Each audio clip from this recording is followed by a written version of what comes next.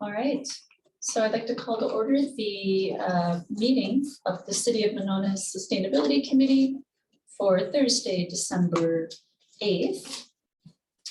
Or you've got the roll. And do I have a motion to begin the approval of the minutes? I'll move. I need 1 second. I'll second.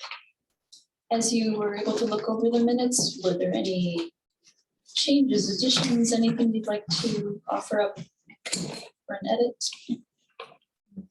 All right, in that case, minutes are approved.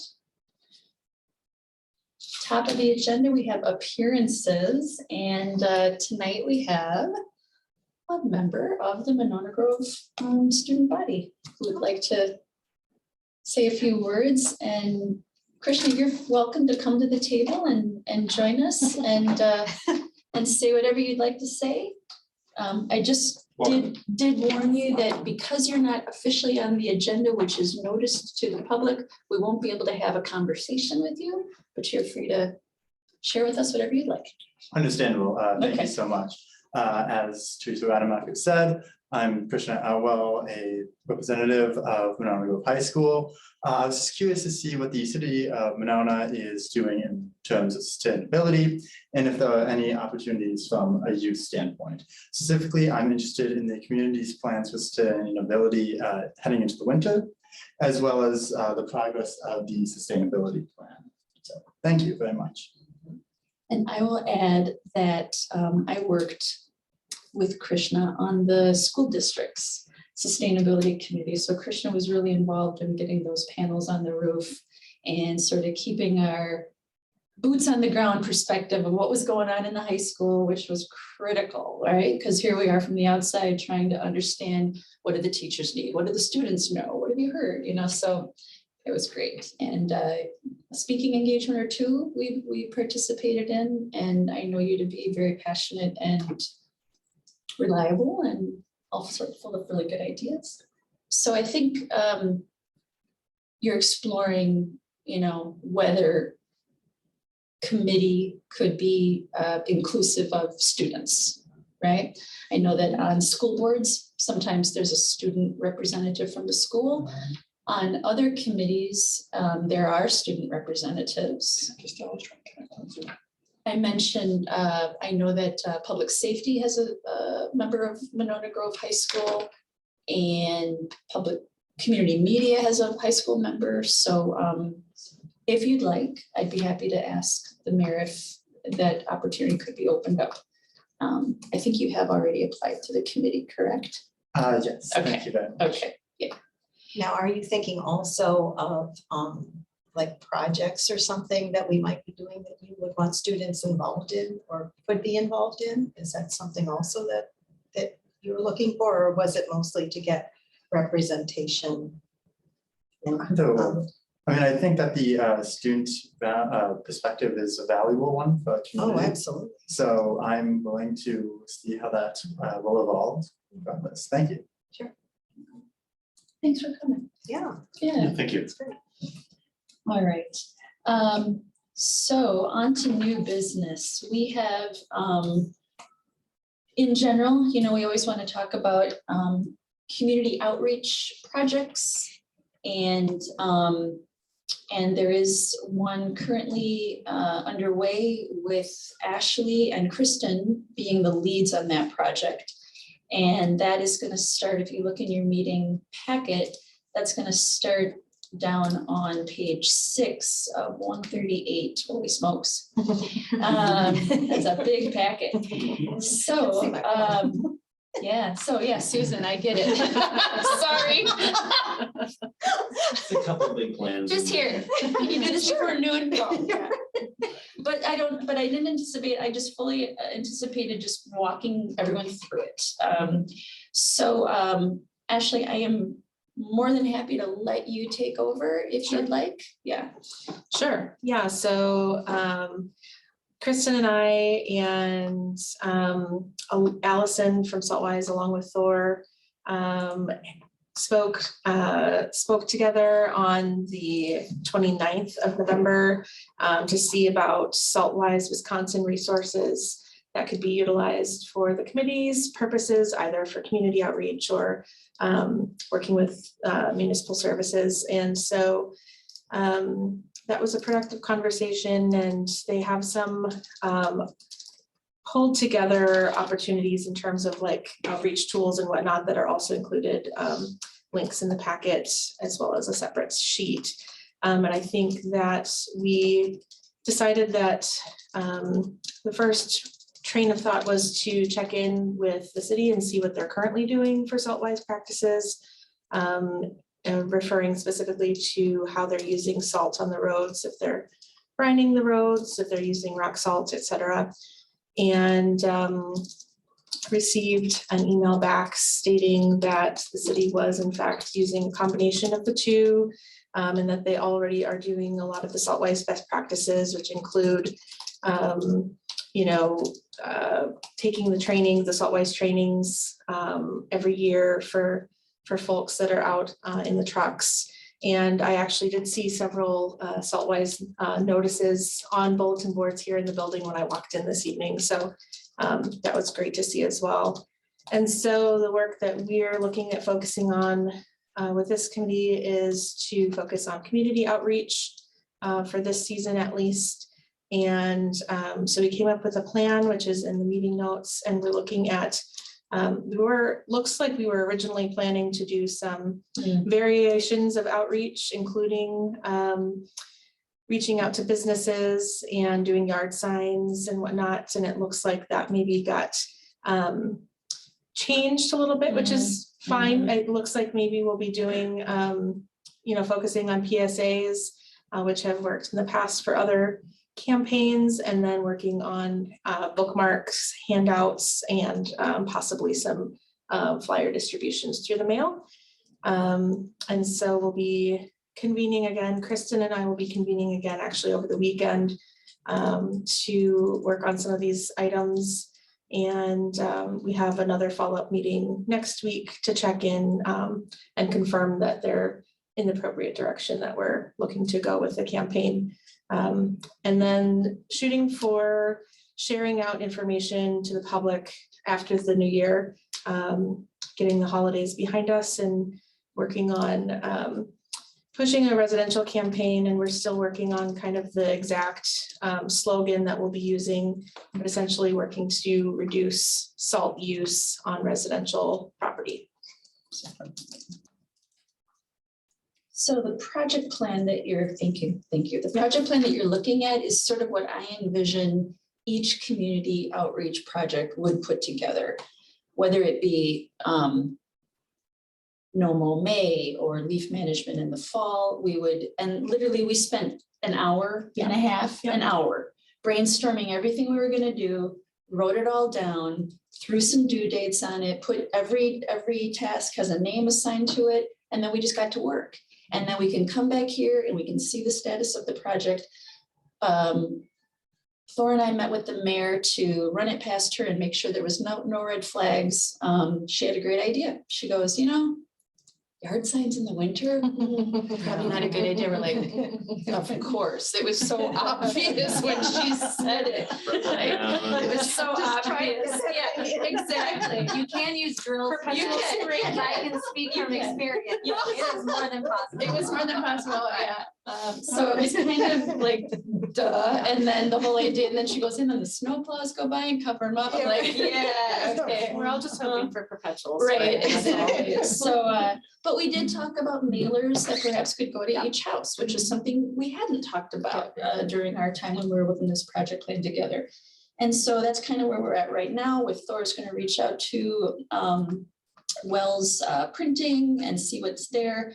The mayor said it's going to run you about $800 and you've only got $2,000 in your whole budget. So maybe we think about sponsorship. And while they've had a change in leadership over at the Eastside Business Alliance, there's still we are absolutely free to reach out to any, the mayor said you're absolutely free to reach out to any business and see if they'd like to put a logo or anything at all on a flyer, on a mailer, whatever it might be. So I think that would be a really good little brainstorm opportunity here tonight.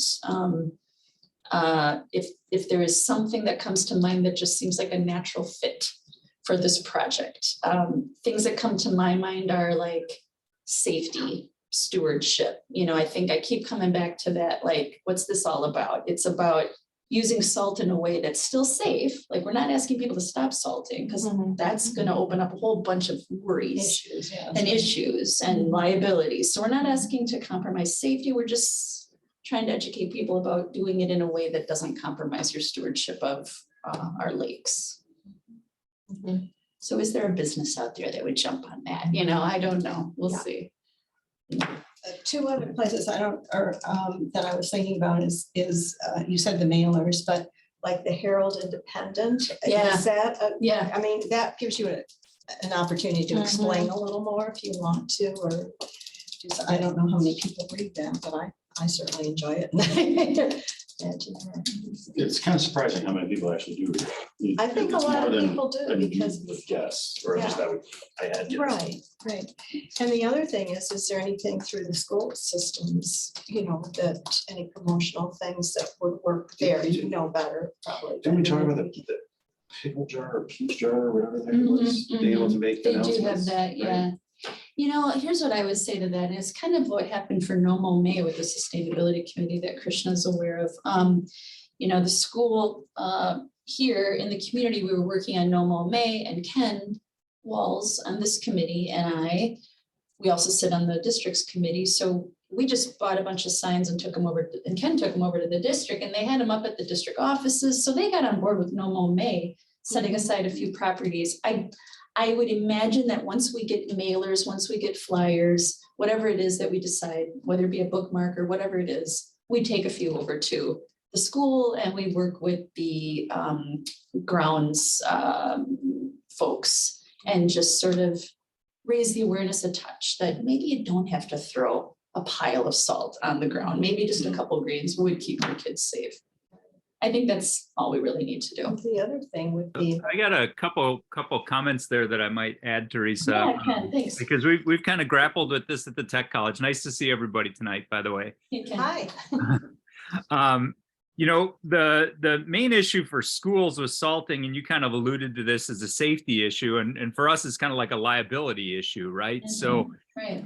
if we're going to reduce the use of salt on site, what it really means is not spreading less salt and in any given location. It really means designating some areas that we're just not going to salt at all. And we rope them off and we just let them ice over and snow, and then nobody walks in that area. And we just focus the traffic into, you know, thoroughfares that are salted. We can reduce the volume of salt that we consume over the winter by just using salt on less space. So I think that's really the way to think about it, rather than just, you know, trying to wholesale reduce salt all across the school property, because otherwise you run into issues where, you know, they're going to be concerned about people slipping on the ice and getting hurt. And I wasn't necessarily meaning just on the school properties, but any kinds of outreach activities or other things that, you know, students could be involved in, whether it's, you know, helping elderly shovel their walks, or, you know, just anything else that, I mean, I don't have good ideas here. I'm just gonna suggest. You always have good ideas. It's not true. Yeah. Like it's going to be similar for any business, right? You know, if they've got customers coming and going, if they have two entrances, maybe they can just use one of those entrances in the winter and close the other one and not have to salt the back door, sort of thing. That's definitely a good suggestion. I think that's just an easier way for a lot of people to wrap their heads about it than just, I'm going to reduce my use of salt and possibly compromise safety. The other question that I have for us to think about, and I don't have an answer for this, is just how do we measure if this campaign is successful? You know, in the case of No Mow May, it's pretty easy because you can visibly see the lawns that are not mowed, and we have a list of people that have signed up to participate. I don't know if there's any way to really track people that are participating in a salt reduction campaign. I mean, maybe there is, that if we started a form, people could sign up for it, but we don't have an easy way to actually quantify it, you know. And from one year to the next, it's more difficult to measure progress because the volume of salt is totally weather dependent, right? So I don't have an answer for that. It's just something to think about. Like in anything we do, it's nice if we can measure whether or not our actions are effective. And I'm not sure if Absolutely. there's a way to do that for this campaign or not, or if No. we can think of something, you know. Took the words out of my mouth, and I think that's a huge challenge with this campaign. I totally agree with you. I think Ken Water, Longer term, sorry, I think longer term, it might be possible, and this of course would be a larger project, but to do chloride monitoring, either as a student project or as a community citizen service project at some locations. That could be a long-term monitoring opportunity, but for this year, I think we're getting started fairly late in the season for that to be a possibility. yeah, I was I gonna think it's a say great that. idea. I'm not That- sure I how was you gonna would, say that I too, think and they're like it's stormwater Yep. outlets. With the retention, the Right. stormwater retention basins, right? Because it Right, collects the there. and then retention things settle. basins, yeah, that would be a perfect way to test fairly easily. maybe. so that would be Works to a test that. Public Works, so Public Works would test, would Sure, perform the we could chloride have them. monitoring. Yeah. Either Public Works or, you know, I Or was on Friends of students. Starkweather Creek. We did Yeah. chloride monitoring What about the there. UW So Limnology Center? they might also, Yeah. I think Clean Lakes Alliance already has a team of kind of citizen monitors, and we build to They do. leverage They that might, network as but well. yeah. That's cool. Yeah, maybe they could work with students or something. I mean, I think it's nice to get students involved in things, just whether, you know, they're Yeah, doing that's it exclusively on school grounds or not. the Clean Lakes idea is an interesting one. I'm one of their lake monitors. The Clean Lakes monitors don't really monitor, you know, streams or tributaries or detention basins. We all measure the lake, and if we measured chloride, we'd all be measuring the same value. But it's interesting to question whether or not Clean Lakes might be interested in getting some volunteers to measure, you know, inlets into the lake and seeing what runoff looked like and what the detention pond Absolutely. concentrations were. That's cool. Well, one of the really beneficial things that that came out of our meeting with the mayor, and I asked, could you please just name a contact person at Public Works so that we have your permission to reach out and coordinate, because we don't want our messaging to conflict with anything that they may want to say. So I think maybe just reach back to Jeff Johnson, who's our contact, and ask, like, what do you already do for chloride monitoring? I wonder. One other thing we learned is that the Department of Public Works staff already goes through the Saltwise training every year. They've already calibrated their equipment per the Saltwise best practices. So another half of this outreach campaign is to raise awareness of the good things that the city is already doing, and to make sure people understand that we already are leading by example, and give a chance for these overworked, underpaid city employees to really feel appreciated. So just to shine a positive light on the good work that's already being done. But yeah, Ken, excellent question. How do we know if the campaign is successful? It's really hard to know. I don't even know. I mean, not putting leaves in the street, that makes a big difference to the health of the lake, more than I ever thought it did. I was blown away when I learned that. But salt, to be very honest, I mean, I think we're doing it because it's easy and the resources are already there, and Saltwise is already a partner, and we can kick it out easily. But I don't think it's one of the biggest things we can tackle by any stretch. Doesn't mean we shouldn't do it. I think yeah, for the city could easily track how much, and they probably do track how much salt they spread from year Sure. to Oh, for year. It'd sure. be interesting to Yeah, look at they that know. data. Another way you might be able to monitor progress is just after, you know, ice events, snow events, when people are salting.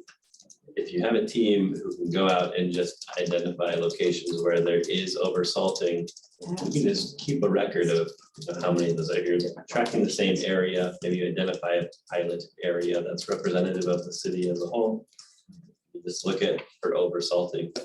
Yeah, Saltwise shared a resource with us that you can, if you see over salting, you can send an address to Dane County, and they'll send out some educational materials to that address.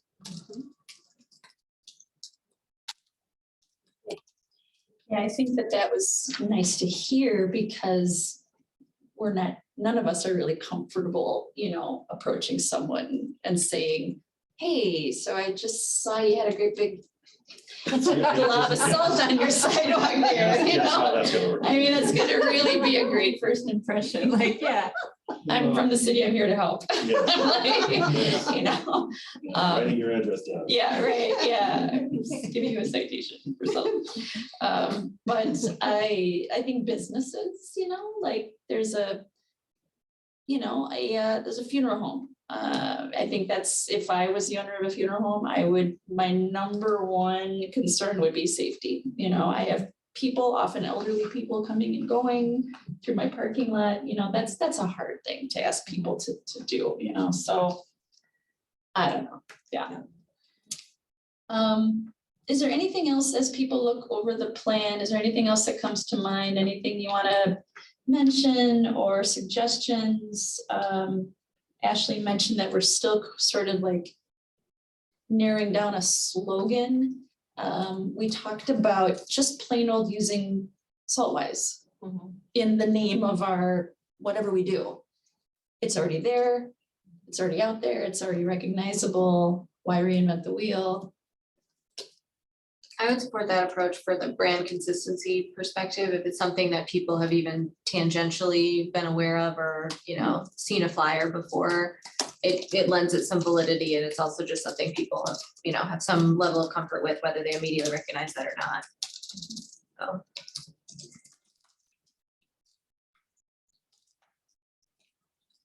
Yeah. I also like sort of hitting the points of safety and stewardship. You know, there's something like be Saltwise for safety, be Saltwise for, you know, whatever it might be. Just like be less salty. Be less salty. Be less salty, I like that too. That's what I'm writing down here. I think it's a That great. sounds like a A great great sticker. header, yeah, doesn't it? You know, something like that. Less salty. Oh, my goodness. I think to the, you know, the safety points, and I think Ken mentioned this as well. One of the great things that Saltwise does have are decals for municipalities that show the appropriate applications with appropriate, you know, correlating temperatures and what you should, how much you should be putting down specifically for municipalities. And one of the things that we were going to look into is if that exists in some form for residential applications as well, specifically for rock salt.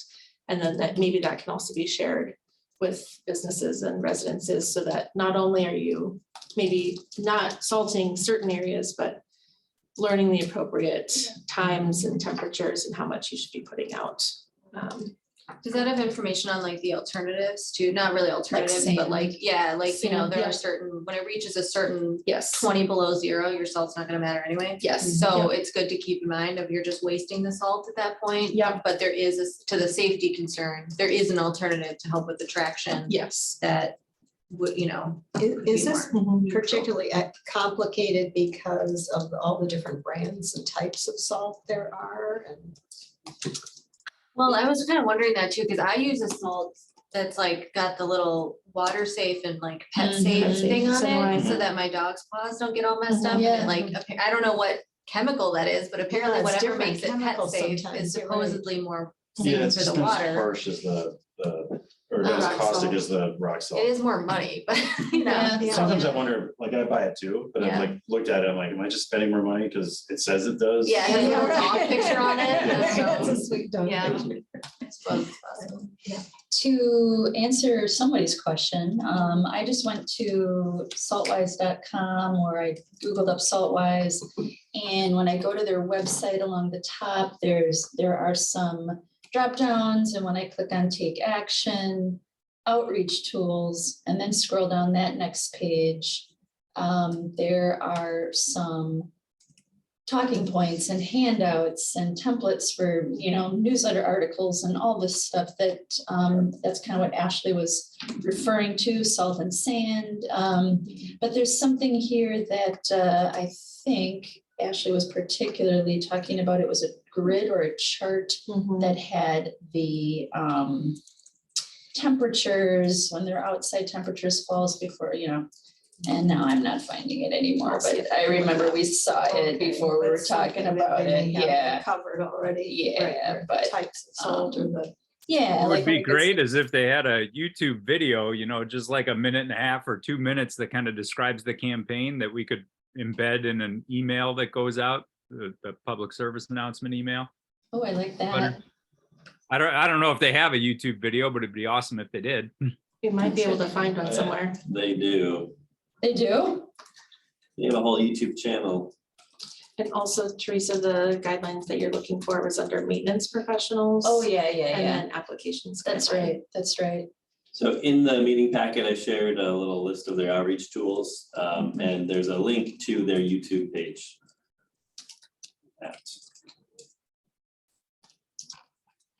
Was there a discussion at all on the salt recycling concept? No, Mm-mm. we didn't talk about that. What is that? What do you want to say? Well, I mean, it'd be something I think Public Works would have to institute, so you'd have to reach out to you. Oh, But it's that, you sweep your salt away Oh, then, yeah. once, you can be in the middle of winter still, but if there's sort of it's piled up and there hasn't been more precipitation, or, you just need to sweep it away before it gets washed away and becomes more of an issue. You can bring the leftover salt and then the city will like mix it into their salt.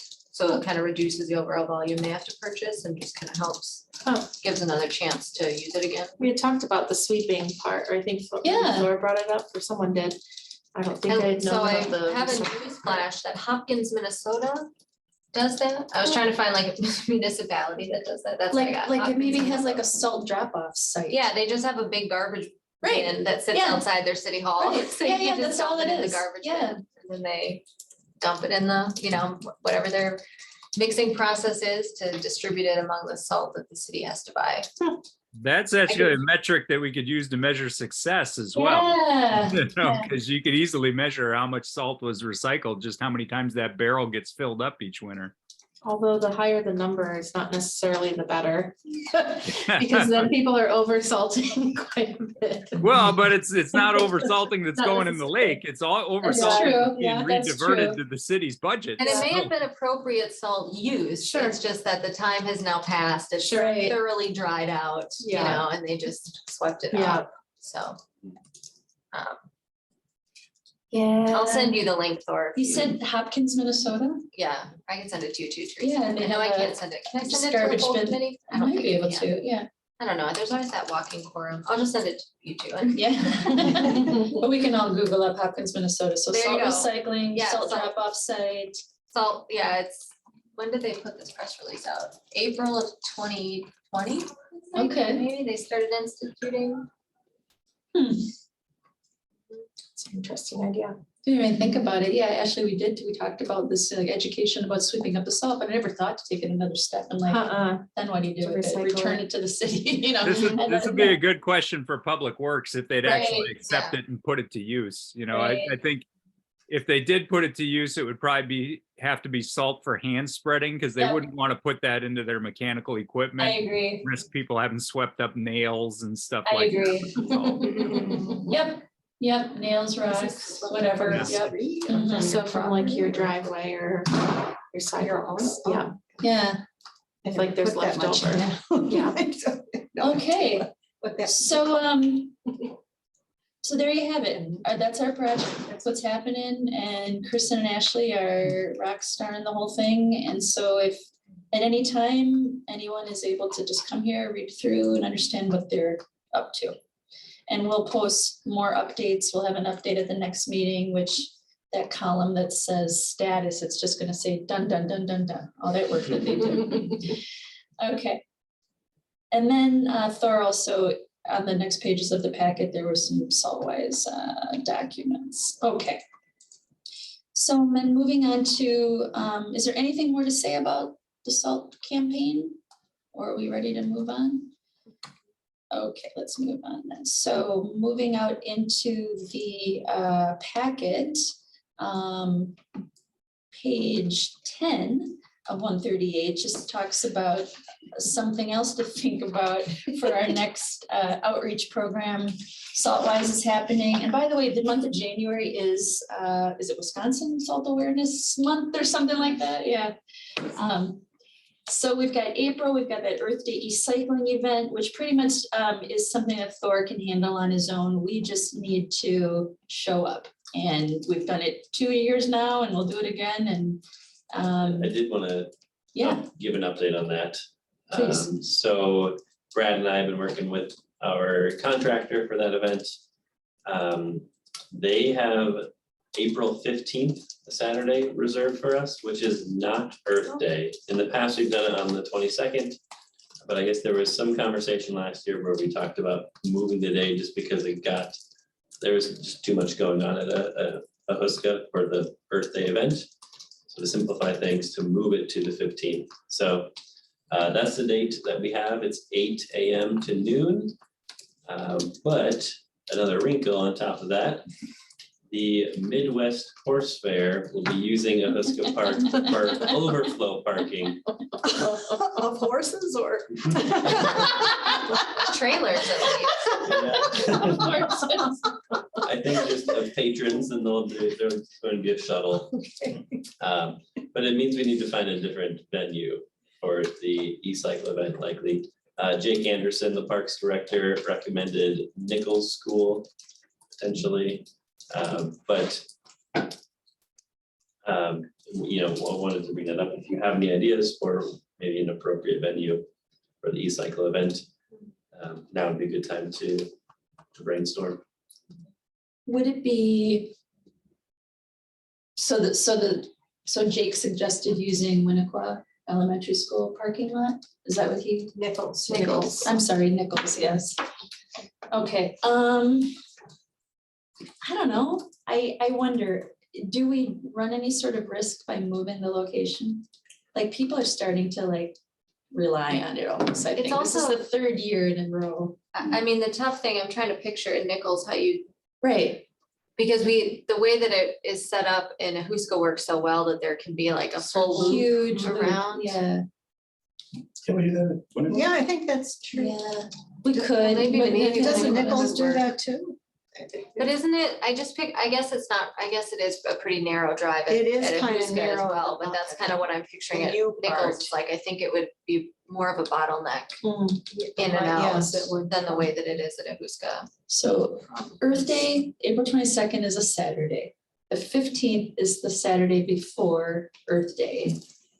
Is there?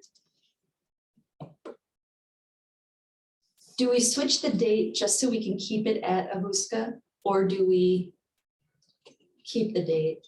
How Is there an tight is So option? it? the 22nd is not an option. Not an because option, they- right. The contractor's already booked for a different community. But is that day. the 8th, is that, I mean, there is sort of a move toward Earth Month that I have, you know, instead of just Earth Day or Earth Week. Actually, it's Earth Week. It's not so much Earth Month, is it? And a Sunday, maybe not such a good idea. I don't know, the 23rd or the 16th. So it is on the 8th. That's No, what it's I on the know, 15th. So it is on the Yeah. 15th, Well- okay. Yeah, That's the day they have booked for us. I don't know if the 8th is available, but I can The, reach back out and check. the 8th is Easter weekend. yeah. Okay, yes, Oh, then that's we fine. can- Would a Sunday be a bad idea? Oh, not Easter Sunday. Well, no, but Unless you want to combine it with the egg hunt or There you go. something. I wasn't at the recycling event the first year you did it, but just based on the volume of cars that we had last year, I don't see that the Nichols site would be problematic that way. I mean, there was regular traffic coming and going all the time, but you know, the Nichols parking lot is laid out in sort of a circular oval. Yeah, it is. Yeah, it's an oval. I don't think it would be a deal breaker to do it at Nichols. Okay, But maybe the first year, I understood the first year you guys had a lot more cars and a lot more people there than there was last year. So you might Yeah, have a better yeah. understanding than me. I mean, the traffic never stretched out onto Broadway. I don't think it'll stretch out onto Nichols. right? I They mean, might want to rewrote it. I mean, usually you come in, go in the close to the building side and then Yeah. circle around that way. But if you Yeah. circled it the other way, you'd have the whole loop almost, and you could set some of the stuff out on the Mhm. grass, or I don't know, I mean, I think there's space there. I mean, it's maybe not a There isn't bad, space on one side, but there is on both the other sides, the school side and the field side. So you'd now, have- we're talking about the district offices or Maywood, the old Maywood Elementary School? Or are we talking Winnequa Elementary School? Which Yeah. school are we talking about? Nichols. Nichols, the district I think it's offices? the The district office Okay, and okay. the special, what is it? Yeah, MG whatever. 21, yeah. MG 21, right. Yeah. Right. Yeah, I guess, I mean, we could give it a try. And maybe this is an opening of the door into working with the school district. Maybe just look at the lemonade and all, I guess. And maybe it's beneficial to move it around, to be alright. visible to different neighborhoods. That's true.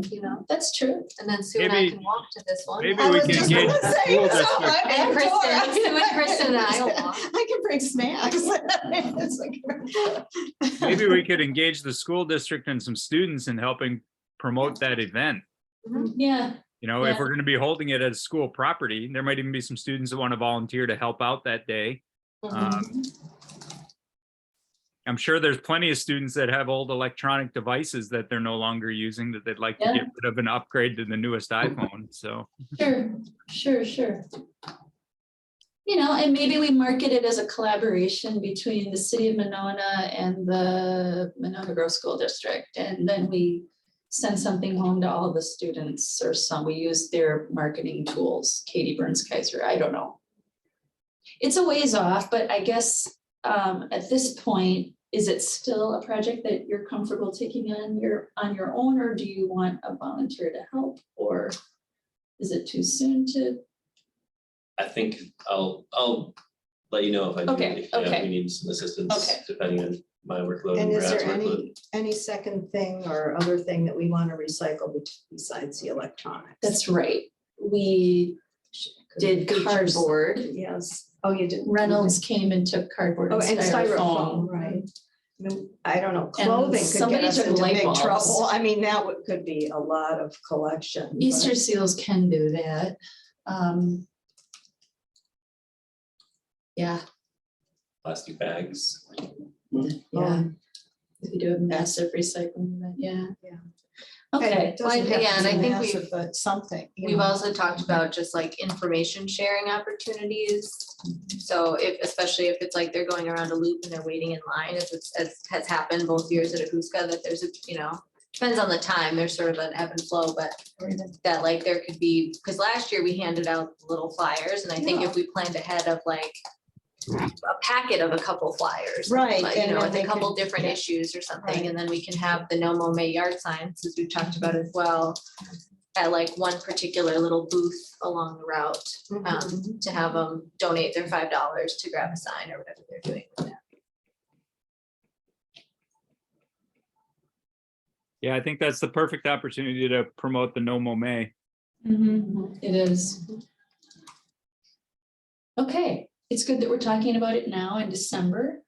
But what I'd like to, how about we move on then to, well, it may not be needed to say, I mean, No More May then would be the next event. And I would like to get at least the discussion going now about how we can do it better, do it easier, whatever it might be.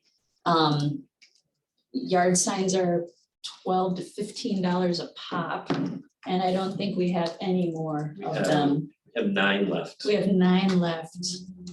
Last year, we spent, we've only got 2,000 in the budget. If we do an $800 mailer for salt, if we do another 800 for Nomo, I'm also pretty sure 800 is low if you're talking a mailer to every household. Seems like we could sponsor those signs and somebody would put their logo on it. You see the realtors all the time, the signs that I say know. slow children, blah, blah, blah, so-and-so realtor. slow children. Yeah. So, Yeah. slow comma. Yes, just- slow comment. Slow down. Journalism, yes, 101. Yeah, Talked about sponsorship on yard signs being less desirable than sponsorship on mailers, because the yard signs you reuse every year, Oh, gotcha. whereas the mailer, like, okay, this year you're a sponsor, if you want to be a sponsor next year. we also already on the current design have 2 logos and the seal that says community participant, so it's already a pretty busy. Yeah, design. yeah. But start thinking about sponsorship, like, there might be a yard care company, there might be I don't know, I don't know, Landscaper. somebody's gonna want, that's a really positive thing to be associated with. And if we can get the mailer paid for, I think it's an outstanding way to reach everyone in the city. Nice little colorful of How much is bookmark. how much is the mailer? Like Mary thought $2,000? 800 is what 800 Mary for the thought. entire city? Yeah. for that? so Mary Yeah, that thought. seems quite low. Okay. I mean, I I'll looked up an sponsor. invoice after you had said that, because my last mailer of 3,800 was about 2,000. And there are more than 3,800 houses in Yes. Monona, so. Well, Thor's gonna check in to make sure that number is correct. Yeah, because we do Um, want to, at least for the salt mailer, we want to only target those who have a responsibility to salt the sidewalk. So most apartment units, we don't want to be mailing. We want to be mailing their, landlords or property managers. But I think it's still about probably 3,000 to 4,000, because I think, isn't it like 5,800 or something households? In And so Monona. even if you remove the apartment households from that, Yeah, I figured it's gotta be more than yeah, it's definitely Okay, much closer okay. to 2,000, Yes. yeah. Okay. Yep. So as far as the yard signs go for No Mo May, if we're gonna charge people $5, I would say, why don't we just charge them the full price of the sign? I mean, the difference between $5 and $12 or $15 is minimal coming out of somebody's pocket. And it's gonna be a sign that they keep for several years, so they're actually spreading that cost over the next, 3, 5, 15, 20 years that they live in Monona. So if we're gonna go to the trouble of collecting money from people, we ought to just collect the full value of the sign and not worry about sponsors and putting logos on the sign and having to find people to do that. Maybe we could make I it, agree. maybe we can make it a little fun too, like if you get the sign, you're entered into the contest for the highest brass contest. And you get some sort of prize. That might be fun. Sure. And then we can kind of rate the person that did the best job looking the most abandoned. Crop circle ideas. Yes. I also would, Yes. Awesome. I think we should. Tape measure. I think we should. And in order to do that, you have to have a sign. In order to You do, participate. the sign is critical. Yes. I also would Or we maybe could suggest- have a photo contest and have people take pictures of the wildflowers that come up in their yard and then enter them, they can submit them digitally and we pick the best looking No Mo yard. There you go. I like it. And I would also just suggest looking at the fold over, because last year we did the corrugated plastic, which I'm pretty sure is more expensive than Yes. the fold over. And fold overs are also built to last outdoors, the same as the corrugated. You also can't see through them when the sun shines. And because this is a mostly white design, that's a pet peeve of mine. And they can only go on the H wires. The fold over cardboard can go on U wires. And like, I just have, like 100 U wires in my garage, and a lot of people do, so. And those are $1 a piece right there.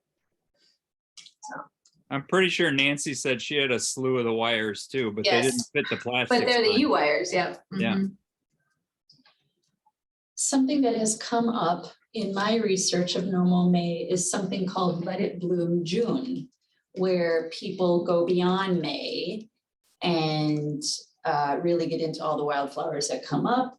It would require an ordinance change to allow people to continue with no mowing. So I think it might make sense tonight if someone would be interested in maybe looking at the city ordinances, like what we might have on the books for, what do you think, Sue? Like, is that Sure. something you'd like to research?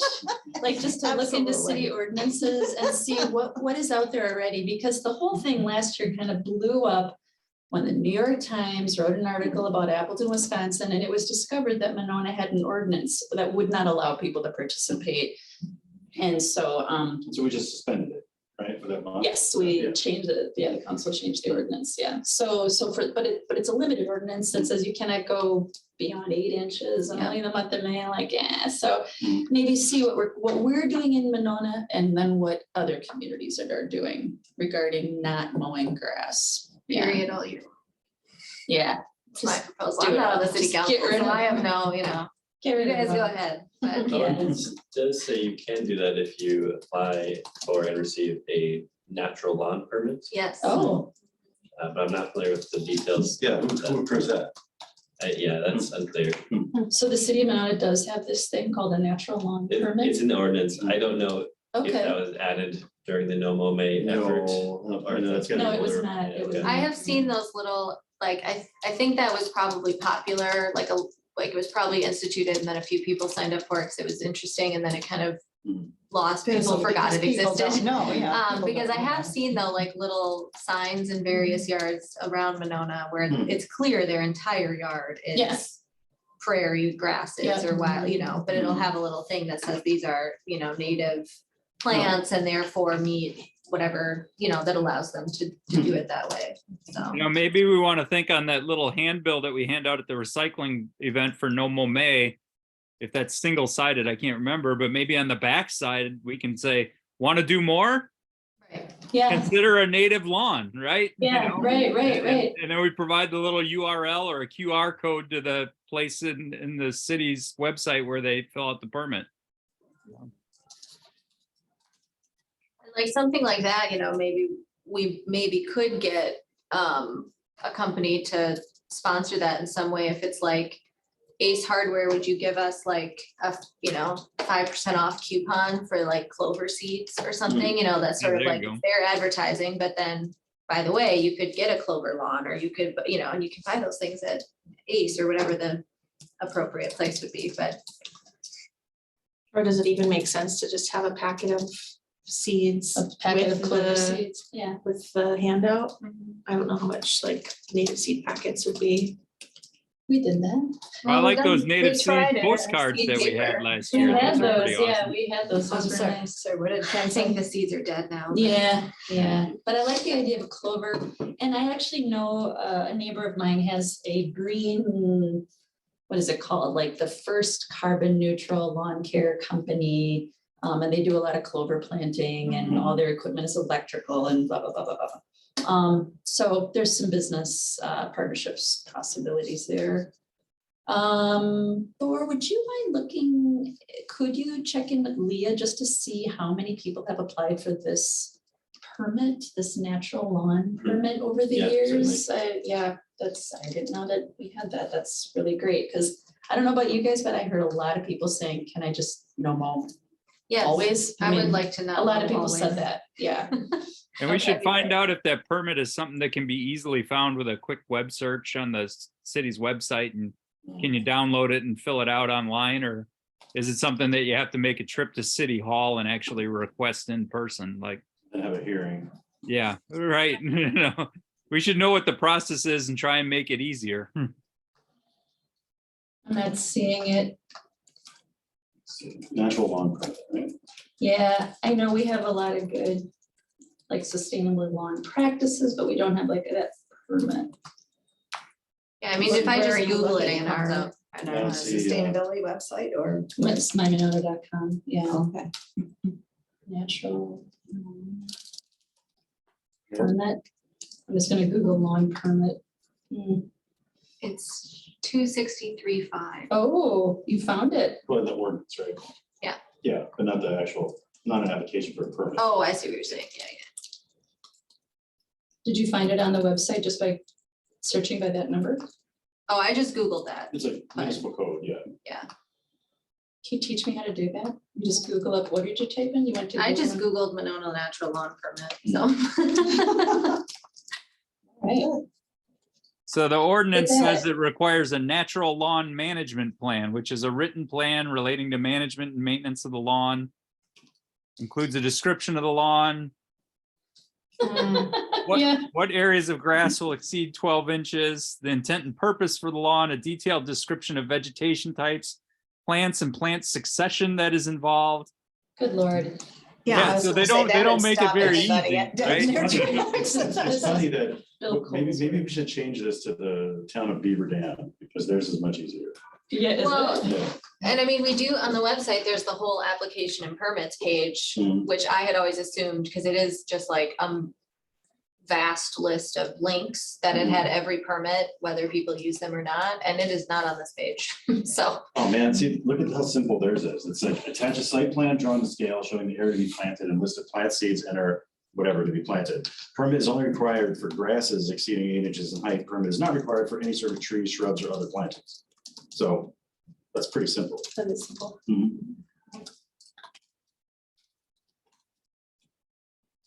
I'm gonna save that. Is this the sign that you And it's a were $200 fee. referencing around town, or is that something For different? town of Beaver Dam. it does look familiar, but I'm picturing. $200 not to ever mow Yeah, your there's, No, lawn. but- I've seen a couple but, that have like, like a if there was a butterfly fee on to the it, top. Yeah. Then the fee. And I don't know if maybe it's we can related make to the this fee go specifically, or if goes, it's you know, I like- think it's the There you go. So butterfly then now we habitat, have some like revenue. monarch butterfly habitat, and then this one is through the National Yeah, I'll Wildlife check Leah. Federation. But something like this would be Does this mean interesting. I don't need to look up that ordinance, right? Oh, I think you've still got it. Well, I could just copy and paste it, I have it up right now, so. Like Still it. could, I think we're okay. And, oh, it says you have to, but You have to get the nothing to it, approval you of your know, neighbors. whatever, if you don't want to, Well, yeah, it's. You have There's to talk also to a your process neighbors? here by In which that- your natural lawn can be revoked.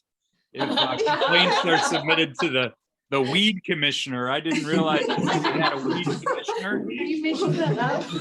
no, there are weed commissioners. Have a slightly different meaning in some circles. Yeah. Oh, my goodness. Huh. You know, the one for Beaver Dam says you have to get the written permission of your neighbors within 300 feet. Oh, I don't like No, that. I don't like that either. I don't think we need to include that. So we'll take like some things at Beaver Dam. as Yes, I like the inspiration. simplicity except for that part, Yeah. right? Oh, and the permit is only a 2-year permit. So you get the permit if $100 Let's a see. year. the It's property $100? owner's application is in full compliance and less than 51% of neighboring property owners provide written objections. The weed commissioner will issue a 2-year permit for the natural lawn. No way. And then there's a renewal that you have to submit. Wait, Are you reading something right now? Or are you making stuff up? It's in, No, this Oh, is oh, that's in the, ours? This is the ordinance. This is Okay. 263-5 We need ordinance. to Yep. change that. Okay, so maybe Sue, who maybe is you the weed could. commissioner? We It's in have- caps. It's- There It's was- actually Thor. But it's capitalized, Yeah. and so it's Now like we an introduce actual a weed appointed commissioner. position. Yes. It's the office in the basement. There's somebody, no one knows who works down there. But Well, just- is there any reason for concern over random, seeding? I mean, are I there mean, I issues actually, we can get? I mean, I don't understand this whole issue. yeah, I do Because think there have I been don't know how properties of complicated it is. concern in Monona, right? Yeah. Properties that were not kept up, Yeah. properties where neighbors complained that. I mean, there's a difference between abandonment. Okay, You know what I mean? okay, yeah, Abandonment and natural lawn. yeah. Because the natural lawn, it's planned. You know, Right, your plan, you've got a plan, it's a we written got plan. flowers, yeah, You know, and the written plan is the insurance to the city that you're doing this yeah, for real, as opposed to Yeah. just, I'm just gonna let everything just. And abandoned lawns usually are seeded, like have invasive species that are Yeah, You overtaking. end up Yeah, with a they're like yard, the Kentucky yard full of bluegrass garlic that's not mustard. meant to be you know? here. Yeah. right, Yeah. right. Yeah. Okay, so is there anything that we need to do about no mow May as pertaining to ordinance changes? Do we want to and get the answers to any questions, or do we just It seems like a question that would be logical for me, who, is trying desperately to get rid of my lawn, but have no idea what to do with it. Yeah, right. That people Gravel. may need help. Yeah. Planning this, they may not be able to afford, the lawn care manager. Well, I think- Come in and I think it's replant designed to it be for kind of loose though, but I think Yeah. we can How can dictate we- that as far as, I mean, like, I'm looking at the town of Beaver Dam, meetings, they list things that are, it's just really, you put together a plan about like what you're gonna use, and then it tells you that if you're doing this, you have to pay attention and destroy things like Canada thistle, bull thistle, Mhm, Muscat mhm, nutting mhm, thistle, all the stuff that's invasive. So, The UW Arboretum has a lot of resources that could be utilized for reference as well. But I mean, I think there are some, homeowners that are indoor keepers and some people that are outdoor keepers. Mhm. And I mean, I think it's very hard to expect everyone to relate to this with the same enthusiasm or. Some or people the will just think it's looks time- like crap, no matter what. Well, and Mhm. I guess I don't mind if there's diversity, but I'm wondering how to help people get along at the same time, or to anticipate if they're going to make this switch over, what kind of maintenance will be involved, and just some of the helpful things. It seems to me I need help. I mean, it's just me in my house. It's a lot of digging mud Well, and I to think replace my like line. no mow May versus, growing into Yeah. June seem like totally different things Yeah. in my mind. Yeah. One is just letting your Right. Yeah. technically invasive species grass Yeah. or, Right. cultivated grass grow. Mhm. The other is having a very planned out, Yeah, Yeah, that's- wildflower or, Yeah. native Right. species. And I yard. think that's the benefit of no mow May over this additional thing is that it's, I mean, the tagline at the bottom of the LP or the handout that we've had is the do more by doing less. Yeah. That's like, Yeah. just Yeah. just don't do it, where it's Right. the easiest thing you've ever been asked is just to Right. not do And something. most people just love it. Just- Yeah, Right. yeah. Whereas, I mean, it's also, the mental effort of then figuring out what you're supposed to do with instead of like, how do you even remove the grass? And then, Right. the expense of doing it. That's always been my challenge is, I've always wanted to put in like a clover lawn or something, but Uh-huh. hiring a landscaping company to remove all the sod, I don't have money for that, so it's just not gonna happen. Yeah, But I can yeah. not mow for a month, Yeah. so, yeah. so I didn't mean to suggest that we would do like yeah. but let it bloom June, but I guess I just wanted to say that, there's a movement toward natural lawns, period. So like what Ken was saying, on the No Mow May handout, we could have on the backside, if you'd like to do more, apply for a natural lawn permit. And we could like explain what that entails. And then as the council, we could actually craft that ordinance. But the question on the table is there still research needed on what Monona's new ordinance could look like? And I wonder is that something that anyone would like to just take a look at it and take a peek and see if there's anything problematic about it? Doesn't have to be decided tonight, but it would be just something on the to-do list.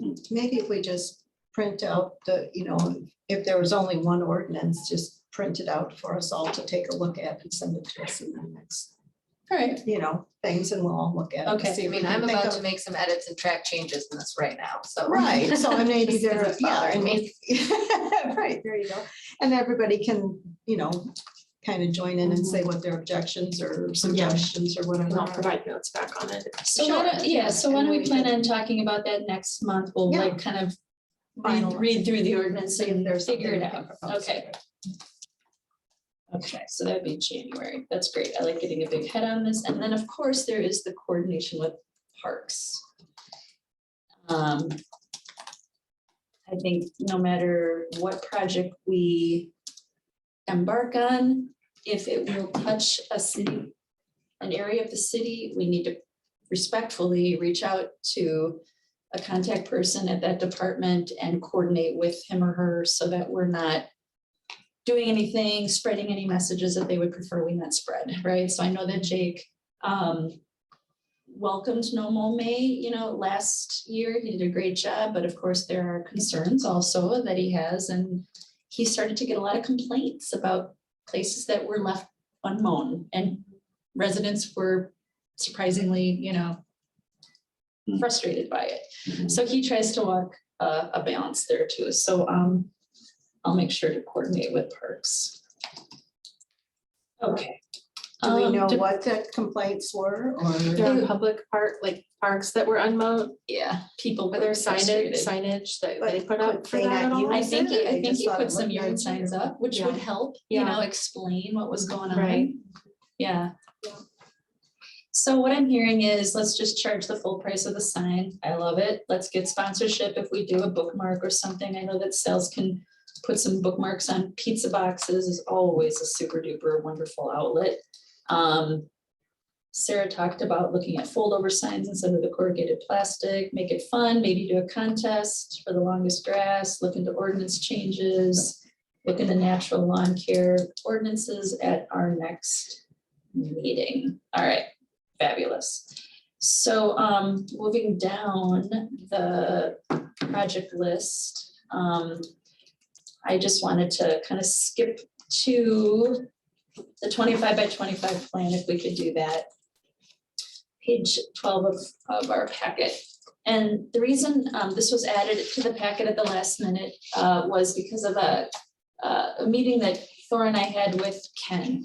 So one of the things Ken was working on was to sort of go through the Monona sustainability plan and figure out what areas were completely out of date and just, you know, needing some attention.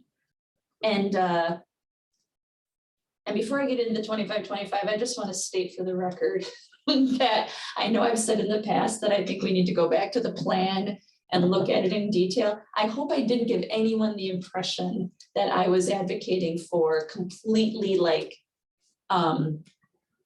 submitting a new plan or spending a lot of time changing the plan. I think that what we have now in that magazine style document can be perfectly set as a historical document and it can just remain as it is. However, separate from that magazine style document is a work plan that just has sort of like the project plan I showed you tonight, just a big list of everything that needs to be done by when, by who, and just to track progress. I don't intend to go back and update that booklet, that, you know, sustainability plan. I don't think that's time well spent. As part of Ken's review of the booklet, the sustainability plan, he also looked at the 25 by 25 plan.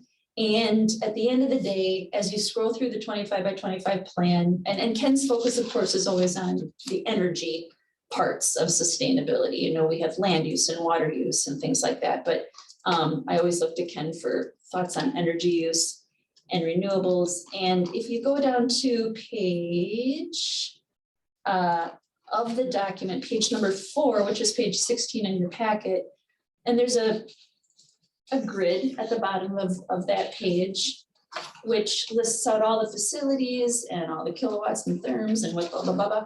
So this kind of prompted a conversation that the city of Monona perhaps just needs, separate from the sustainability plan that we have, we need a more fleshed out energy plan, like a plan for how we're going to get to 100% renewable energy, which is, the city council passed it years ago, that the resolution is there, that we're going to work toward that lofty goal.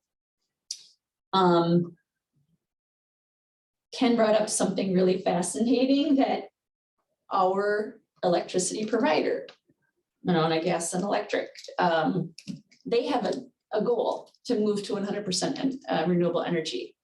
If we did nothing except continue to buy our power from them, we would meet our goal.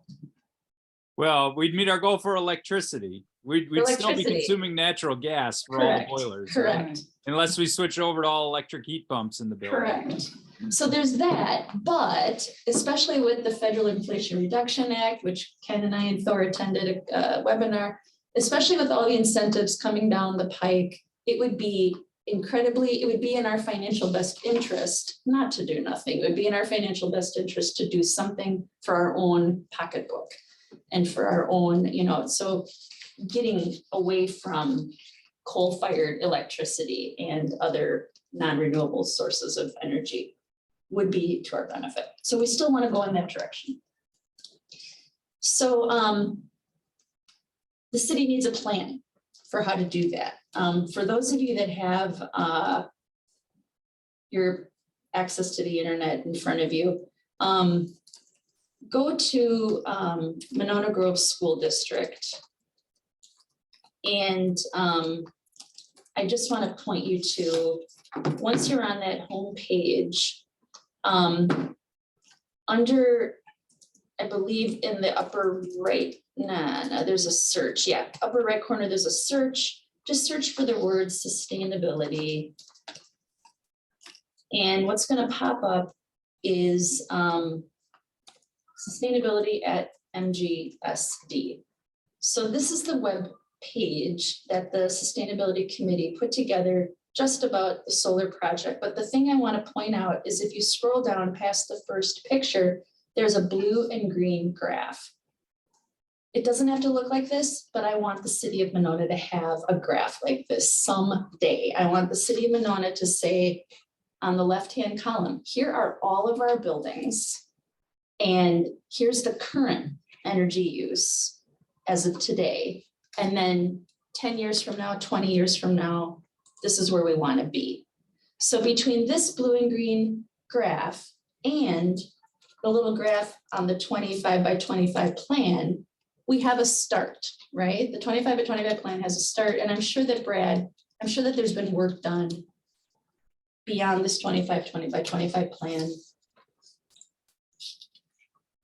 Well, we have seen graphs. We have, Because Brad's presented. right, we on the have, TV, well, not this Right, TV, but. right. No, I'm exactly. trying to remember exactly, but I can picture like where there was Yeah. like a dot in a corner and we were Right. trying to make this bar graph reach where that dot is. Yes. I yes. can't remember, yes. So I know that And that's sort of there are what, graphs. and that's sort of what I'm learning too, is that there's a whole bunch of work that's being done. And we just need to have like this one nice, like this Mhm. beautiful little dashboard that we put it together in a plan. So Ken, if you don't mind, I'm happy to turn it over to you as in terms of like the 25 by 25 plan. And if you want to share some of your thoughts on that. Well, so, you know, in looking over that plan, I think we're at basically like 20% renewable electricity right now. 2025 is just a couple years away.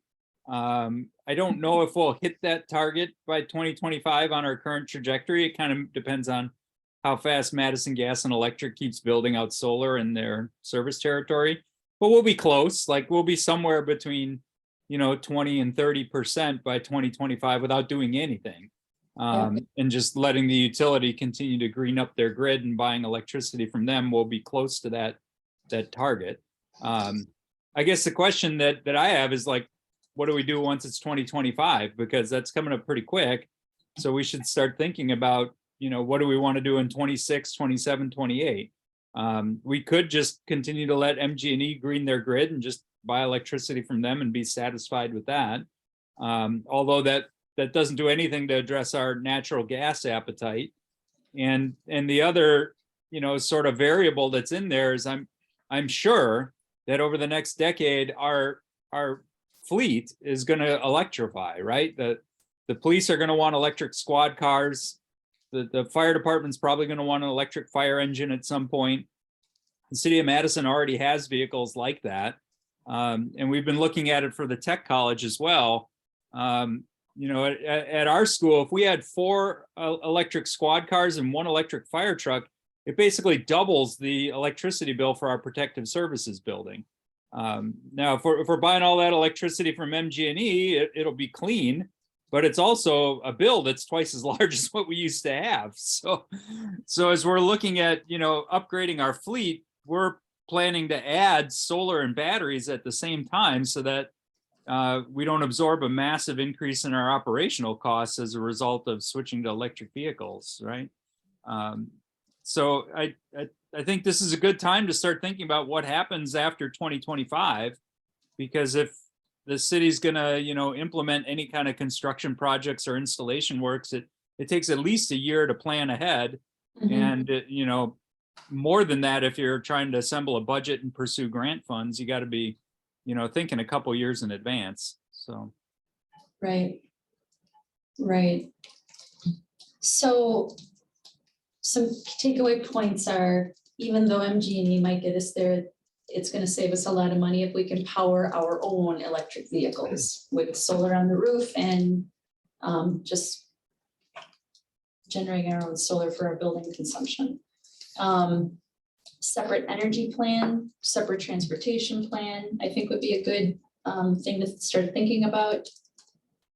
And I'm wondering, looking at that 25 by 25 plan, Thor, does it make sense for you to meet with Brad and sort of like what Sarah was saying? We've seen these documents over the years. We just sort of need to like pull them up and get reacquainted with them. Like page 4 of the 25 by 25 plan is a grid, like what are the current statistics on energy use and things like that.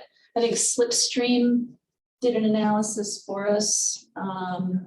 Ken, does that ring a bell? The big Slipstream document? Yeah, that was back a long time ago. It probably would have been Yeah. about the time that this plan was written, actually. Yep, yep. Okay, so we just need And some of the updates. slipstream stuff has probably been implemented. I think a lot of the low hanging fruit that they identified, Brad has probably executed those projects if we looked at that spreadsheet he sent around. Correct. And then there's other stuff in this plan that almost certainly won't be pursued. You know, there's, you know, converting over vehicles to compressed natural gas. Well, that's not going to happen, right? Right. And there was, you know, mention in there of converting over vehicles to E85 ethanol fuel. I don't really see that happening going forward either. It's just more economical to pursue electric vehicles, and there's far less maintenance associated with them. Yeah, like looking at the 25 by 25 plan on page 13 of the document, which is page 25 of the packet, there's another little like list of projects, excuse me, starting in 2011. So yeah, there's some things there that probably have already happened.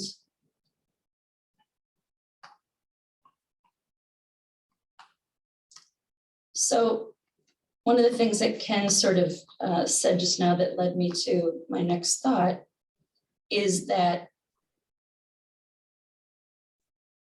a lot of work has been, I mean, so when we met, was there anything more, Ken, I was going to talk about that gigantic spreadsheet that Brad shared with us. I was going to talk about that next. Was there anything you wanted to say? I think that's the appropriate segue. Okay. So when the mayor met with us some weeks ago, I think her, you know, sentiment was, we've got this plan, let's implement it, and let's, you know, check off the strategies. And Sarah and myself and anyone who's been on this committee for a while, Sue, you know that we've been working toward doing that. It's just that we haven't been very good at demonstrating that we've been checking things off the list. And I believe it was at that meeting where I said to everyone, I even made a great big spreadsheet and it has all the strategies in it, you know, and it could be our work plan. And I gave it to Brad years ago. I didn't realize that he was working off of it. He actually was doing work on it, and it's in the packet, and it starts on page 34 of the packet. It's a little small to look at it on screen. So Thor has it up on the big screen, and I think what we'll do is we'll share the document itself with everyone after the meeting. There's no big pressing need, especially at 7:48. There's no PM. There's no real pressing need to read through the whole thing right now, but I guess I just wanted everyone to know that all of the strategies in the sustainability plan are listed here. And if you look down along the bottom of the spreadsheet, oh, it's kind of hard to see. Some of it gets really, really small. Oh my goodness, I didn't Yeah. realize that this was, Oh, yeah. oh, Thor, I'm sorry, Thor. I didn't realize that this was such a big undertaking. I was hoping we would just link to a document. burned his 20 hours a week. I know, But no, I just exported that. I know, but I was hoping, yeah. Anyway, it's not a live spreadsheet, so it's limited, but anyway, what I'm not seeing here is that when you look at the live spreadsheet, there are tab divisions along the bottom. And for every year, Brad has been tracking what's been going on, what's been complete. And it started off really strong in like 2015 and 16, 17. It got to about 2019 and it just stopped. And I think that's because all the low-hanging fruit was done and it was getting hard. And also it was because staff was just finding it more and more difficult to like find ways to move forward. So I think that's where this committee can come in and take some burden off of staff. You know, we already have, you know, Ashley and Kristen have already doing things. Also, I think maybe it's time to re-examine this spreadsheet, look at it again, pick it up again, update it, add to it, add new strategies, and just reintroduce it to the city leadership team. You know, every Monday they meet in this room, the city heads, department heads, and maybe we can find ways to ask them, you know, how they might find new ways to engage with the plan. And like Ken said, there are things here that we may never do. And once in a while, you'll see under the column that says status that, you know, we're not gonna do it. We already decided that. Sometimes you see the word complete, sometimes you see the word hold, right? In progress. So work has been done. And what I wonder, does it make sense for, I was thinking it might make sense to have a meeting with Brad and the mayor and just let the mayor know that a lot of work has really happened that she may just be unaware of. And then ask for her advice on how we take this and revive it, you know? Let me ask another question that takes us way out to a much larger picture. But it seems like, you know, we focus this down onto electric and, you know, this is the one thing that I mean, and honestly, that is a very important thing. But I'm wondering about, you know, the Sustainability Committee had 7 different categories Yeah. of things it talked about. It had, and a lot of those things, it seems to me the thing that we need to worry about as a city and as a humanity is the CO2. Absolutely. And so I there agree are with you so 100%. many things that we can do if we're kind of at a sticking point with where we can budge things, you know, do we go a different direction, focus on some additional things, go back to some of the water resource things and reducing use and, you know, waste of food and other things that are considered the major producers, you know, what goes into the, yeah, right. And kind of look at the broader picture, you know, just for a couple of meetings and see if there's anything there that we, you know, could focus on and get a bigger bang for the buck. I mean, I think mean, I don't know. the energy plan and the transportation plan, you know, to really push hard in those 2 areas is that kind of what you're thinking? Or? Well, what is it that CO2 is 20% is food production and food waste and Oh my consumption? goodness. I mean, there's a huge amount of stuff that comes from other places, and I'm thinking that, you know, 40% of all food produced is wasted and ends up in the land. oh, it's huge. It's huge what it does all over the place, you know. So, I mean, and there are lots of things going on in other areas. I'm wondering if some of our energy shouldn't be directed at some of these other things that have massive impact, but where you've got, you know, 98% of your community not helping you yet.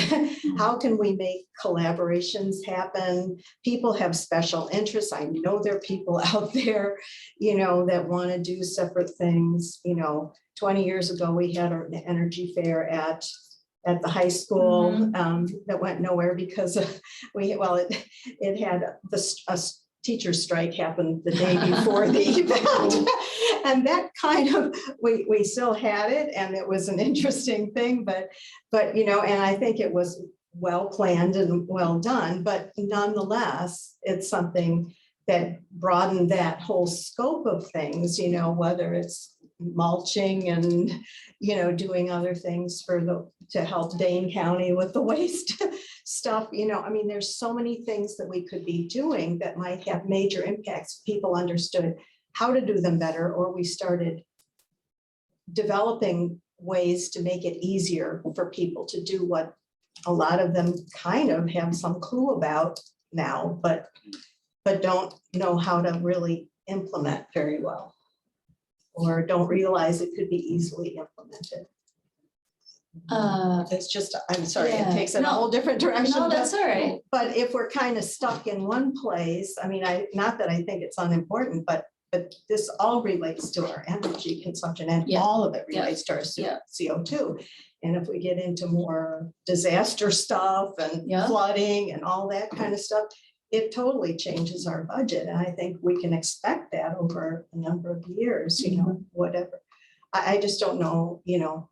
You're kind of talking about climate resiliency things. Yeah. Yeah. Absolutely, you Sitting know, in- and also, you know, sort of slowing things down if we possibly can. It's just like, I think that's where we need to target as sustainability. It's just, and I don't know Yeah. how to do that, but I just want to throw that out like a Yeah. bombshell. Yeah, because yeah. I know it's a bombshell.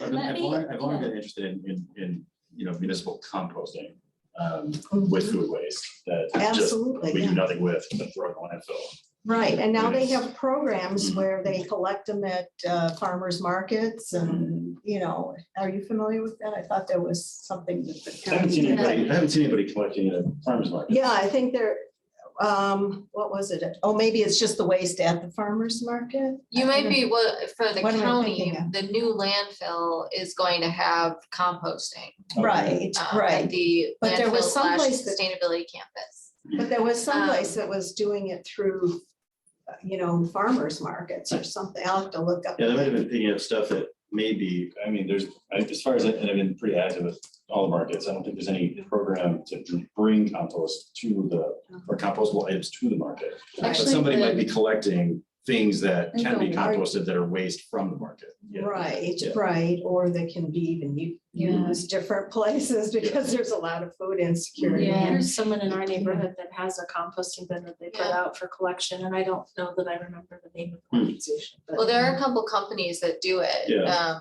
But I think some of the ones that I've looked at are like $12 a week or something like that, which for a year Yeah. adds up. Oh, yeah, Um, right. But I know, and we've talked about it in this meeting like 3 or 4 times, I think, because Okay. every time we talk about it, then we're told that for the city to add it as a service in addition to, you know, so it'd It be was like really a compost bin, expensive. but it'd be very Very expensive. expensive. But Is- part of the reason is because they'd have to take it currently, they Yeah. have to take it to either the private sites or further away. But the composting portion of the new landfill should be open in 2026, which I realize is not like tomorrow, but Right. that's one of the first components of the new landfill that's gonna be open. Oh, that's cool. Is because a third of the waste at the Dane County landfill is food waste. So Susan, I'm just wondering, Some things Is could be done as composting- neighborhood is things com- too, you know, like where you could start to build a different type of. okay, but let me ask you, is composting something that you're very interested in pursuing?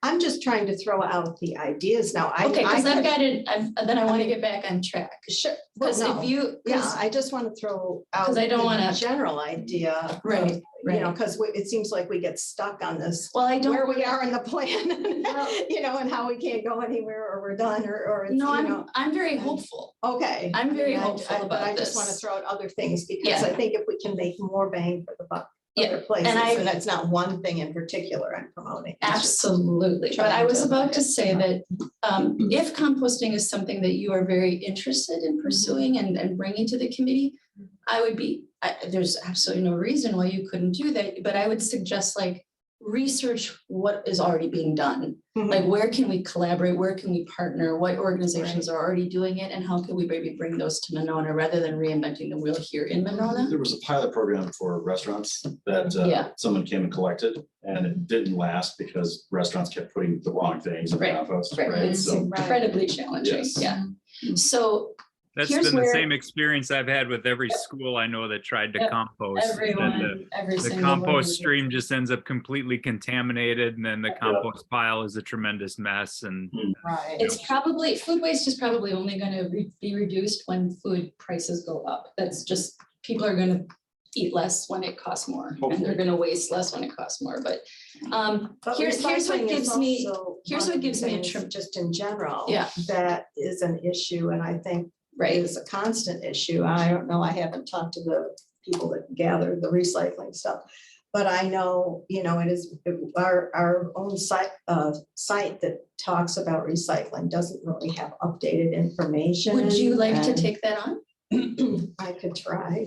I mean, if But I'm just saying that there are other things that we could and would be helpful for other people to get engaged with.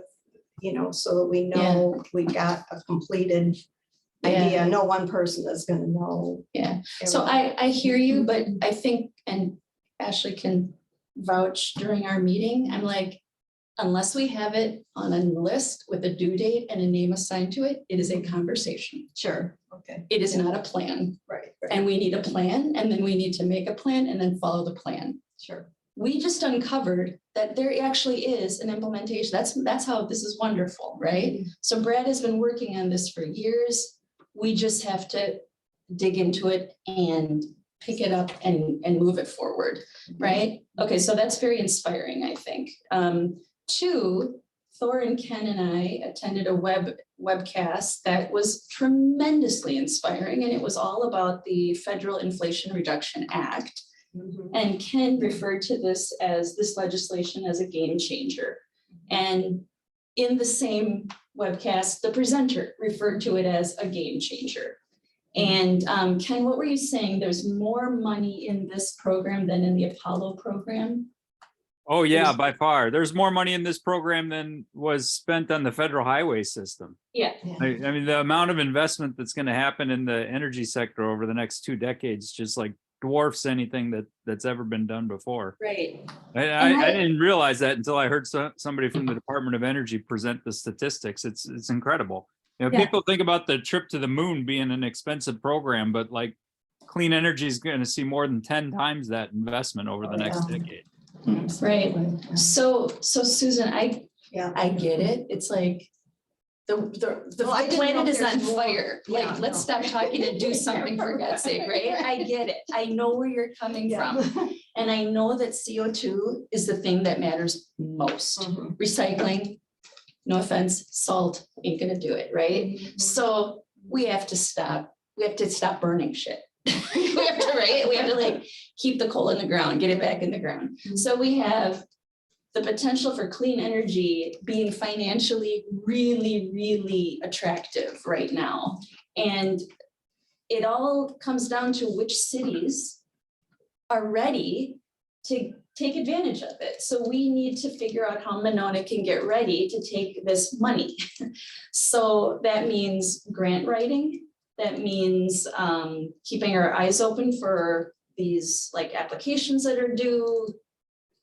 I don't know, Ken, I think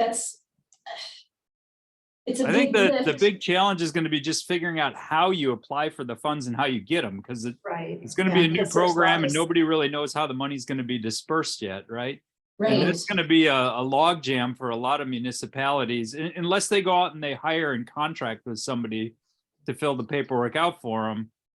You know, a lot of, especially like small towns and villages, they just don't have the staff to figure this stuff Right. out. right, What they'll end up doing is waiting for 5 or 10 years until some other folks have done it and somebody's figured out a playbook that they can copy from then, you know, like, but the first few projects over the next few years, they're going to be the ones that are sort of the trailblazers and till the ground for everybody else, so to speak, you know. Mhm, mhm. And the incentives are amazing. Like it's 30% of the cost of the system is covered through federal incentives. And then if you use domestic content, US made goods, it's another 10% on top of that.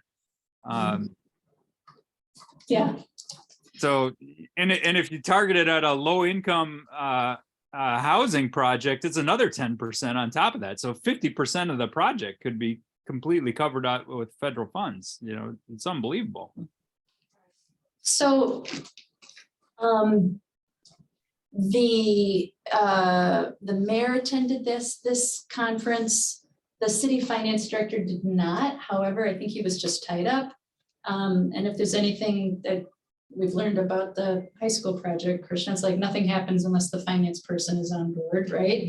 So we need to get this presentation in front of him and really make sure that the dollars on the table are understood.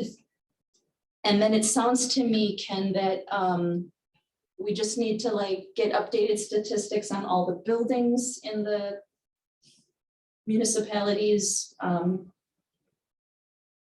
don't know what I think Brad has most of the information we need, Yes. you know, which is Yeah. the energy footprint of the buildings, the age and conditions of the buildings' roofs, and whether or not there's, planned roof replacements happening in the next few years. Right, I'm not sure if Brad's aware of all these incentives coming down the pipe, because it changes the economics completely, right, Um, right. when we did the project on the high school, as a few of you folks know, we got the OEI grant, and that covered about 20% of the project cost. And it made that project cash flow positive from day one. So from the moment they turned that system on, the school district was saving money.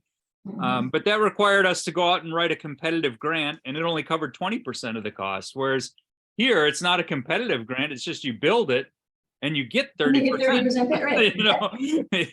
And if you use US goods, you get 40%, which means it's absolutely going to be cash flow positive. And the barrier to getting that money is much lower, because it's just, if you build it, you get it. You just got to figure out how to fill out the application, It's just crazy. It's like too Yeah, good to be it's an true. enormous opportunity for, It's too good to be you know, true. for Yeah. all kinds of public works projects across the nation. I mean, when you put it that way, the high school got 20% money in a grant.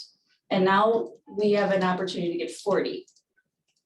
And at 20, we were cash flow positive from day one. Imagine the finances of this, right? So that's why I'm very hopeful, Do even we though have there's a projects hell that of a would lot of things do to be that, or scared about. do we not have projects that we could? So really- that's what I what we think. need for So this how year. does this body push this? How does this body move that forward? Do we just sit down with our finance director and the mayor and you and Kathy Coons from the Dane County Office of Climate and Energy Change, who was the presenter and who is really our resource that we are invited to take advantage of? I mean, does that make sense? How do we do, I mean, I think that's a start at least, Maybe we just have a meeting. I think leveraging the partnership with Dane County is definitely a good way to go, Yeah. because they'll be aware of some other school districts and municipalities that might be pursuing this as well. I mean, McFarland was mentioned on the call yesterday. Yeah, It sure would be a lot easier to work with some other teams from other municipalities as we figure this stuff out, and leverage a little bit of that knowledge. I can tell you Madison Tech College is pursuing a project for our protective services building next year, because we're looking at those electric fleet vehicles that are going to be coming online. So, we'll we'll find out in the near future just how difficult it is to tap into these funds. And it may turn out to be challenging for the first two projects. It might turn out to be crazy easy. I'm not too sure. right. The OEI grant was a little bit of a lift, but I wouldn't say it was all that difficult. It was time consuming, but it wasn't all that hard. They had instructional webinars that walked us through what needed to happen. And we were able to leverage a lot of citizen horsepower to contribute where the district wouldn't have been able to do it by themselves, for sure. They didn't have that kind of staff manpower. But I Right. think these federal applications will be much simpler, because it's not a competitive proposal. You're not trying to beat out anybody else Right. for the money. Right. So let me just make sure I get it. So you build it and then you say that you built it and then you get money back. I believe that's how it's going to be implemented, but the rules for this haven't really been written yet. The funding's been allocated. And I think what's probably going to happen is that the federal government will stream that money to the states somehow to disperse it. But that remains to be seen, When do you think we'll know more about it? For an ordinary like residential homeowner, it's a tax credit. So Yeah. you build the project, and then when you submit your taxes, there's a special supplement that you submit with your tax return, and you just get a larger check on your tax return. Right. But for municipalities, it's not going to work that way, because we don't pay taxes, right? So Right. so it's going to be a direct cash payment. I'm just not too sure how that's going to actually get distributed, whether it'll be a check from the treasury or if it's going to flow through, the state government as part of the state aid to municipalities or something like that. I don't know. I mean, I could see this committee, this body really promoting opportunities to our residents who might be interested in putting something on their own roof. Right. As we ourselves take advantage of it, you know, promoting it to our businesses who, you know, Making it more Build it, accessible to everybody. tell, so say they that you know built it, what's get the out money there. back. I mean, how easy is that, right? I Absolutely, mean, it's that would be- incredible. Yeah, talking about public service announcements, that would be a Right. good one once, you know, all of this is in place next year. You know, it's 30% for homeowners to install solar, but they've expanded that to include batteries, heat pump technology. They've renewed the credit for electric vehicles. The $7,500 credit for electric vehicles is going to be back on the table. So there's just like all kinds of stuff in that Inflation Reduction Act. It's pretty incredible. Just looking it up, because my question to myself is, how do I learn everything there is to learn about this? I'm sure if I just look, They have a lot of fact sheets on whitehouse.gov. okay. Okay. I can tell you, I've been to half a dozen webinars on it, and every time I tune into one, I learn something else. So. So whitehouse.gov fact sheet on the Inflation Reduction Act. There's also quite a lot in the bipartisan infrastructure bill. Yes, that was the other thing she talked about, yes. Mhm. Okay, so we talk about community outreach events, and then we talk about really moving the needle on big stuff. And I think this is the big stuff right here, right? So Monona just needs to be ready and updating our plan, our 25 by 25 plan, getting stats from Brad, getting a grip on where we are now, learning about the Inflation Reduction Act, meeting with the mayor, meeting with Mark, make sure that they understand what's in it, leveraging the Dane County resources that we have. The timing for this is really good with the new, you know, police building that's going to be constructed. Because, Yes, you know, we could qualify for all of those incentives on that new Right. building, you know, like right, if it looked expensive to do geothermal heat pumps in the past, maybe now it makes sense, you know? right, yeah. Yeah, so maybe a blessing in disguise that was moved back a year. Yeah, and maybe we want to think about adding the EV chargers right into the construction project Right right in up front. there, Even if we right. don't have the vehicles, put the chargers there. Right, You can get the 30% off on the chargers right now, and you know the vehicles will be coming at some point. right, Mhm. exactly, exactly. I mean, to me, it feels like this is really what, Good opportunity. you know, Absolutely. any of us have the opportunity to really dig in and learn about And this. at the very least, we should be talking with the architects when they're speccing out the mechanicals for that building to make sure that the electric service bay is big enough, even if we don't install chargers now, that we can add them in the future, right? Mhm. Even if we don't put solar on the roof now, make sure the bay's got an extra spot so that we can interconnect a switch for solar in the future, that sort of thing. So that you can make the building as sustainable, forward-looking, ready as possible, you know? Mhm. Getting a large enough transformer so that it could handle plugging in an electric fire truck in 5 years if the city acquires one, right? You don't want to have to replace a 5-year-old transformer. That would be counterproductive. All right. All right, so how do we wrap this kind? This is a big, big thing to like get your arms around. Yeah, I know, it kind of blows your mind when you start really thinking about it, does. but when you It- build a it building like does. that, you're building for the next 30 years, right? So you really got to be thinking Right. ahead about how that building's going to be used and occupied and. I Wait, mean, this it's is gonna be- Monona. We'll be building it for 50 years. Right, right. No. So if you're interested in learning more about the Inflation Reduction Act, whitehouse.gov, as Sarah said, and if you're interested also, you can go to the Dane County Office of Climate Change. Energy and climate. Office of Energy, thank you, and Climate Change. And there are some resources there that we can all tap into. And also the DCCVA, the Dane County Cities and Villages Association, was the host of this webinar, and on their web site, a recording is going to be posted. So I'll make sure that all those links get out to y'all. And then if this sounds like something you'd really like to dig into and educate yourself about and figure out how we educate others, the opportunities there. my goodness, where are we on the agenda? I think we're probably That's- towards the end. Yeah. That's- Ken, is there anything more you'd like to add to the conversation? It's almost midnight. I would, one thing that I did recently is I got a tour with the city of Madison, their fleet services building. Have any of you folks ever had the opportunity to visit that facility? Yes. So that for other folks on the committee, if you haven't visited that facility, it's out where the old Cub Foods store is on the east side.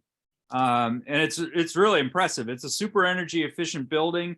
And they've got solar hot water, they've got solar PV, they've got batteries built in there, they've got electric vehicle car chargers. It's where they operate their Tesla squad cars and their electric fire engine that they've got plugged in there.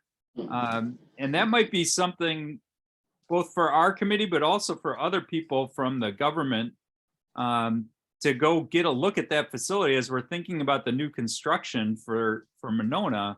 Looking at examples of other folks that have been built like super sustainable buildings and sort of forward-looking buildings like that, I think would be a nice thing for us to try and organize.